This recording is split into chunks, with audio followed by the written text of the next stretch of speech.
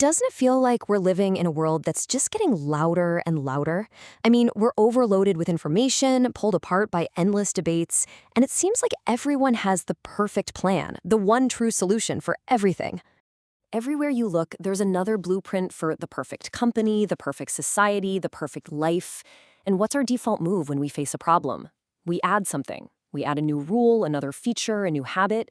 But all this adding, well, it doesn't seem to be making things calmer or clearer. If anything, it feels like it's making things worse. So, that brings us to a really important question. What if we've been looking at progress all wrong? What if the smartest, most effective, and maybe even wisest move we can make isn't to add, but to remove? To really get our heads around this, we're going to look at two powerful mental models. Now, they might feel a little bit backward at first, but stick with me, because together they offer a much more sturdy way to think and act in a world that is, let's face it, pretty unpredictable. Okay, first up, we've got this idea from Nassim Nicholas Taleb called via negativa. The core concept is actually simple, but it's incredibly profound. It's this. We are often way more certain about what is wrong than what is right. We just know more about what doesn't work than what does. So wisdom isn't about chasing some perfect vision. It's about systematically getting rid of the things we know are causing harm.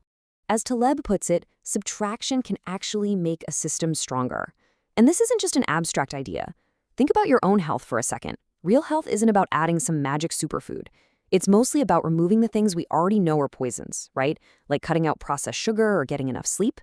When you remove the bad stuff, you just let the body's natural health shine through. And this leads us right into our second model, which is a brilliant, practical way to use via negativa. It comes from the legendary investor Charlie Munger, and it's called inversion. So instead of asking, how do I achieve success? You flip the question on its head and ask, what are all the things that could make me fail? Then your job just becomes avoiding those things. And here's the kicker. Trying to be brilliant all the time, that's exhausting, and it's almost impossible. But you know what's a lot more doable? Consistently avoiding obvious dumb mistakes. This isn't about being negative. It's about being incredibly realistic. Over the long haul, just not making those unforced errors is a much more reliable way to win than hoping for some lightning strike of genius. All right, so we've got these two big ideas, but what does this look like in the real world?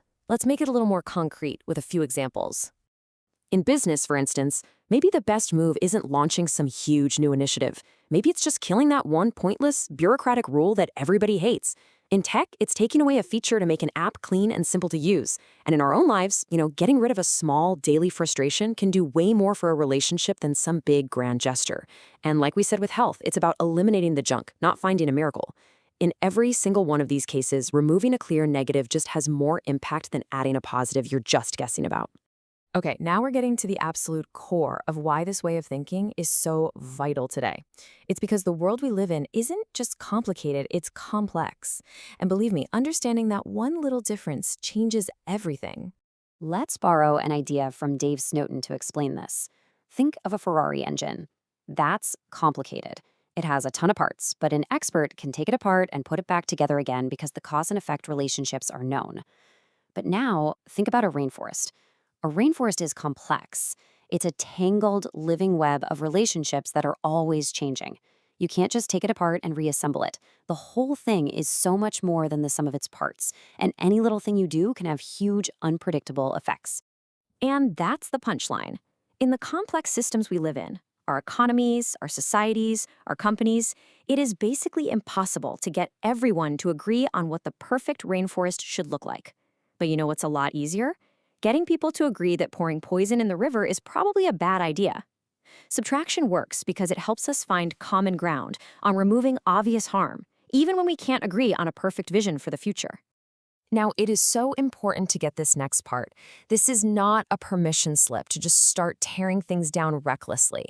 This kind of subtraction actually takes enormous discipline and a really deep respect for the systems you're dealing with.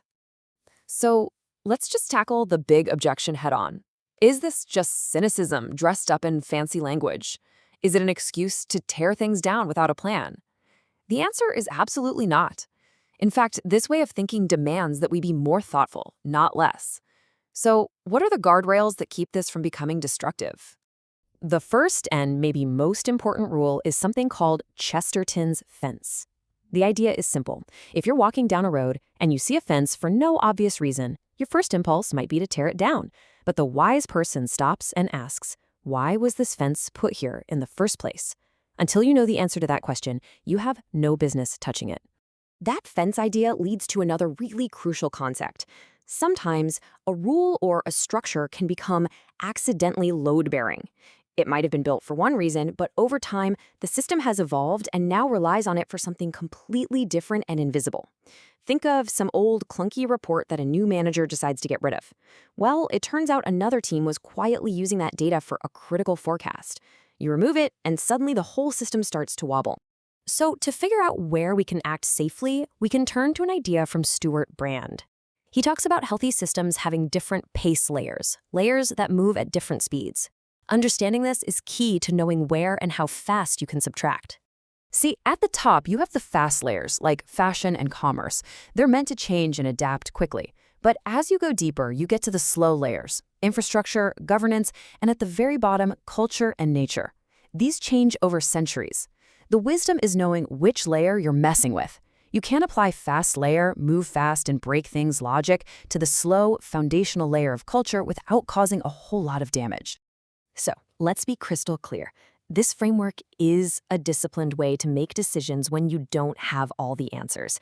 It's about having a deep respect for complexity. It is not anything goes. It's not negativity or cynicism. And it's a powerful antidote to that relentless pressure to always be adding and optimizing everything. Okay, so let's bring this all home. What does this really mean for us as we try to navigate our own complicated lives and work? Well, it points to a different kind of wisdom, a quieter, more patient kind of wisdom, one that's focused on clearing the path. Look, this isn't a blueprint for utopia. The goal is not to build a perfect world. The goal is to build a less fragile one, a world that's less likely to shatter because of our own well-intentioned but often clumsy mistakes. It's about the patient, humble work of just removing the things we know are making life harder. And sometimes the strongest decisions, the ones that really last, don't need a spreadsheet of pros and cons. As Taleb has pointed out, if you need more than one reason to do something, maybe you're just trying to talk yourself into it. Often, a single, clear reason to avoid doing something harmful is all you need.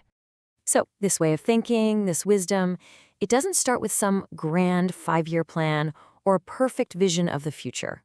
It starts with something much smaller, something you can do right now. It starts with a simple question you can ask yourself today. What can I clear away to make more room for life? What little bit of friction can I remove? What burden can I set down? What harm can I stop? That's not a path to perfection, but it might just be the path to a better world.